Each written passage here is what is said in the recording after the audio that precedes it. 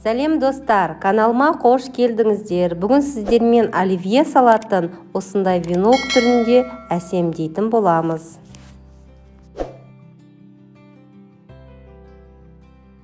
Бізге керекті заттарымыз майонез, жұмыртқа, сәбіз, картоп, тұздалған қияр, бұршақ, сиыр шұжығы, тұз, бұрыш. Оливье салатында барлық заттарды кубик қып тураймыз. Мен ең алдымен жұмыртқамды кубик қып турап бастадым.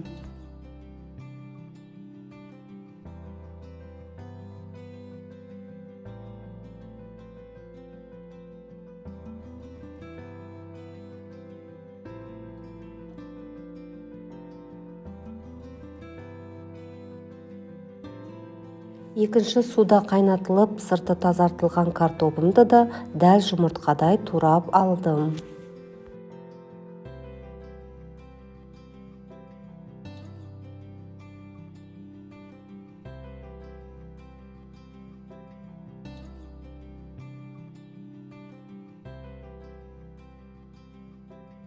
Сәбіздерімізді де кубик қып тураймыз.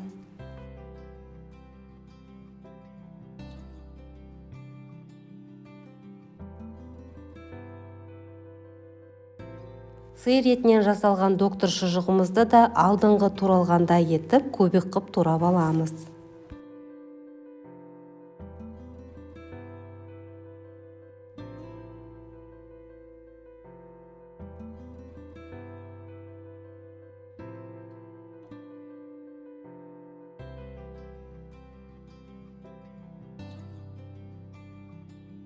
Шұжығымызды турағаннан кейін бірнеше рет суда тазартылып жуылған бұршақтарымызды қосамыз. Мен бұл салатқа кубик қып тұздалған қиярымды қостым. Алдыңғы видеоларымда көрсететін боламын. Тұз, бұрыштарыңызды қалауларыңызша қосасыздар. 5-6 қасық майонез қосып жақсылап араластырамыз. Салатымыз араласқаннан кейін әсемдеуге кірісеміз. Кальцоның ішіне стаканды қойып, салаттарымызды салып шығамыз. Үстінен қасықпен жақсылап басып алуға болады.